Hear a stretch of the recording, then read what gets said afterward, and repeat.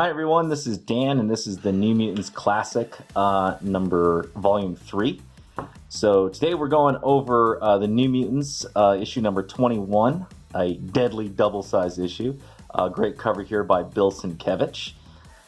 So I have been doing a whole bunch of new comics, so I decided to go back and do an old comic again. I will be doing Spider-Man number 1 and also going over the Judas contract and the new Teen Titans as well.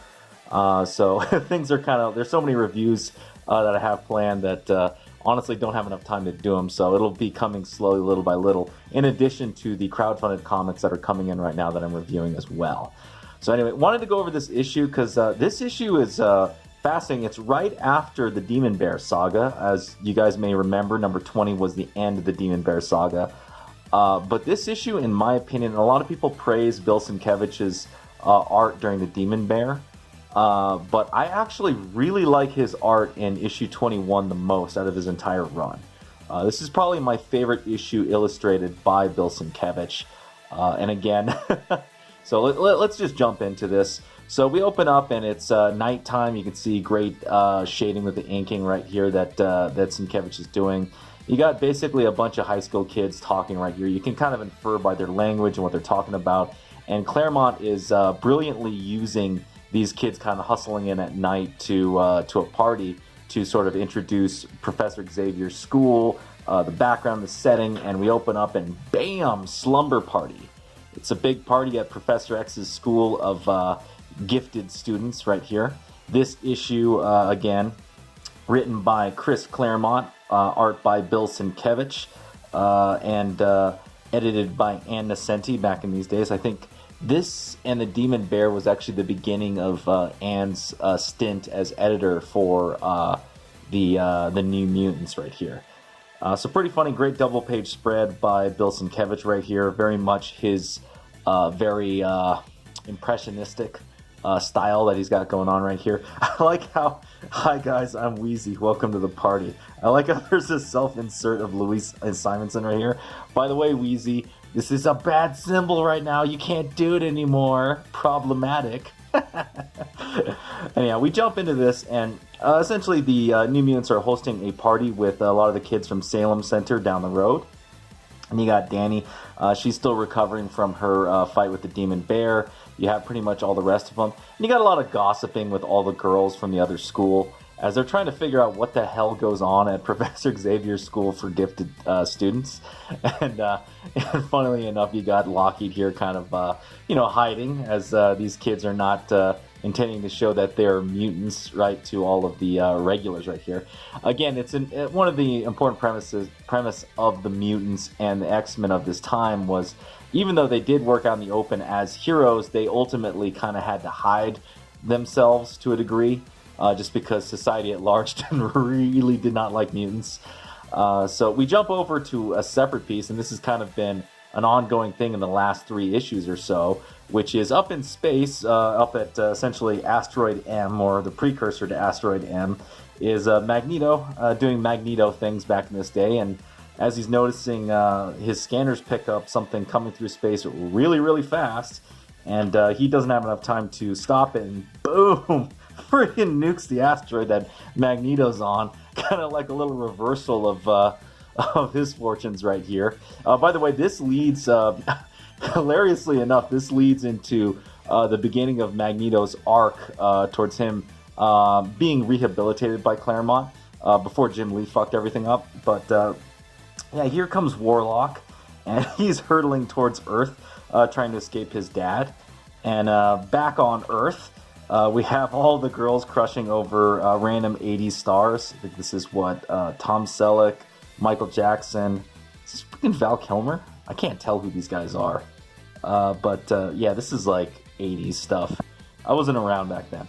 Anyway, this is really weird. This is like a chick, actually, as weird as the coloring and all the other stuff is going. Anyway, one of the girls is teasing Amara.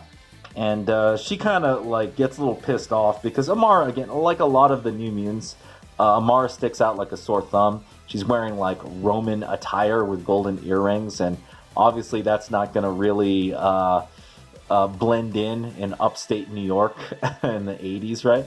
So she almost causes an earthquake till people are able to kind of calm her down, and eventually they kind of just go back to gossiping how like gorgeous she looks, which is kind of a theme with Amara. She's kind of like this, I hate to say it, somewhat spoiled kind of character in a way. Even though she goes through stuff, you can tell that Amara was of royal class. On the other side of the room is Rain, and she's sort of the stick in the mud at the party. Again, people who know Rain is a shy, conservative Scottish girl, and she doesn't feel very comfortable at this party of American girls gossiping and having fun and whatnot.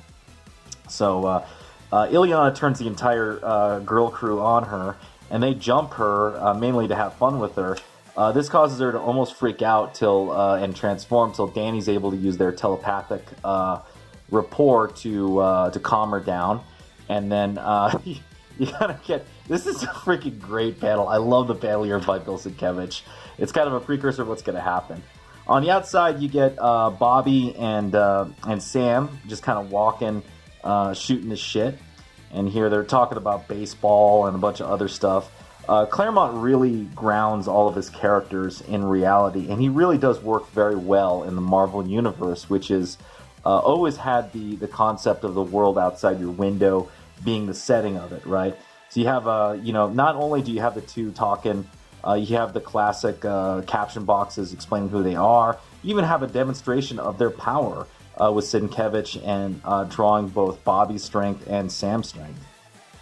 And then you have this is what you can do when you have good structured writing right here. Look how they show off their strengths, and then you have a heart-to-heart with Bobby talking about his frustrations with his dad, and Sam kind of leveling with them as the two of them go here. It's only 4 pages of them walking to the mansion, yet you learn so much about them, or 4 panels, I should say. And then Sam opens up, and this is probably the best scene in the entire issue right here. I gotta hurry up because I don't want this video to go too long, but I did want to go over this scene. So Sam opens the door, and he goes "Excuse me, who's this gal? She's gorgeous." Looking at there.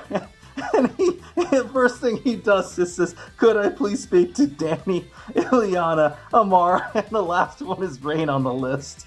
And of course, Rain notices this because this is Rain. She's been dressed up by the girls. And she's fucking livid that she's on the back end of the freaking list of all the girls in the New Mutants, and freaking gut punches Sam. It's a freaking great scene, man. This alone is worth picking up this book in and of itself. Just great stuff.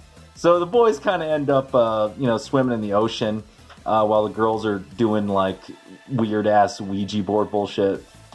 And, Warlock crashes into the lake. Sam picks him up and brings him into the house. That's where he awakens and finds out he's super hungry and trying to find food. So those of you who don't know Warlock, he's like a techno-organic life form, an alien. So the way that he feeds is he first grabs an organic life form and transforms it into a techno-organic life form, and then he drains the life energy out of it. This plays a role in many, many, many, many stories later on for both the X-Men and the New Mutants, Warlock's unique abilities. And he also has the ability to just transform into whatever the hell he wants to transform into. Though he is a bit of I would say, a group thinker. Warlock always likes to be with other people, whether it's Doug being the most common, Bobby, Sam, etc. He's not really a character that likes to be on his own. But anyway, this is his first meeting with the New Mutants. He shocks himself trying to drain energy out of an outlet, and everyone else kind of freaks out at the mansion with the lights going out. And he runs into Lockheed, the dragon, tries to eat Lockheed, but finds out eating a dragon's a lot harder than he thought, and at the same time runs into Ileana. So Ileana cuts him in half, but finds out that that he's not made out of magic. He's actually techno-organic, so her sword doesn't do anything. So she tries to summon a demon from Limbo, but then this is great visual art, or sequential art by Bill Sienkiewicz. Warlock gets an idea oh, cool. He then he transforms the demon into a techno-organic substance and then eats him. And basically, Magic has to escape because she's like, oh crap, I'm no match for this guy. The rest of the team heads out, and you get a pretty funny scene here where Danny chews out Sam. Like, what the hell? You just randomly bring stuff in from the lake? What the hell are you doing, dude? And you get basically a fight. So Rain almost gets eaten by Warlock, but then Warlock runs into both Amara and Sam as both of them battle, and Bobby comes in to rip Warlock's arms off. And then he eventually corners Danny, running away from the rest of the crew, but Danny's power ends up being the most effective against Warlock, as her nightmare brings up Magus, his father who's trying to kill him, freaks him out, and he runs away to the danger room. They eventually corner him in the danger room, and they have no way to figure out what he's doing because they can't understand what he's saying. They end up bringing Doug along because in previous issues, and this is kind of the one area where Claremont probably could have done a better job, because it is kind of inferred that Doug is a mutant in this issue, but they don't really explain, sort of the backstory of how they figured out he was a mutant and his mutant power, which is languages, right? So they go through, and Doug is able to kind of figure out, Warlock's backstory. And when he explains his backstory to the rest of the New Mutants, Rain ends up being extremely sympathetic. Her herself being outcast and almost killed by her village, she ends up leveling with Warlock, and they're able to determine that he's not an enemy. He's just really hungry, and he, wants to be friends with them. It's kind of a funny sort of quick ending in a way, and Claremont kind of moves it really fast. This is definitely old school American style storytelling. Lots of panels right here to kind of fill in. Here's Professor Xavier coming back in. It's funny, the whole mansion is a mess, the power's out, and all of a sudden he's got an alien that wants to be part of the New Mutants now. Of course, Professor Xavier, who's, busy banging a bird alien, probably at this point is like, yeah, why not? So, and that's the end of the issue and the beginning of Warlock's time on the New Mutants. Really fun double-sized issue. I don't know if it comes with these Bill Sienkiewicz profiles. So Bill did a bunch of profiles with Chris Claremont where they would go and do, like, this is like the personal files of Professor Xavier, talking about Sam Guthrie, Ileana, etc., whatnot. I'm not sure if they were in the original issues that were printed, but they do come in this trade paperback, and they're awesome like that. So anyhow, that's issue number 21. What do we think about it? One of my favorite issues. Not the most favorite issue I have in the New Mutants, but definitely one that I always go back to. And one of the beauties of going back and rereading the Demon Bear saga is rereading the issues that came after it. Because the New Mutants really get kicked in the... I mean, they were already moving pretty fast in the first 10 or 15 issues, but they really get kicked into high gear after the Demon Bear saga. And the team just is all loads of fun, for the issues that come after. In addition to the annual as well that came out around this time, with Sam finding his rocker girlfriend. Anyhow, let's get to the art, shall we? So, there we go. Here's the deal. Bill Sienkiewicz has a very unique type of art. So, and he is the creator of Warlock, so he went to town when he designed him and made him very, very, I don't even know, like surreal, impressionistic. I don't know the right art term to describe what he did with Warlock. So I did my very amateur attempt at trying to copy that, or at least make my own spin or interpretation. And it's not great, but it ended up being a really fun lesson in how to use a brush pen, and also how to use, where are you little jerkwad, white ink. So for colors, there's only really two colors that are being used here. And that's really canary yellow and Napoli yellow, or acid yellow, I should say. And that's typically been his coloring scheme in the New Mutants run. He usually has a very light yellow as a highlighter.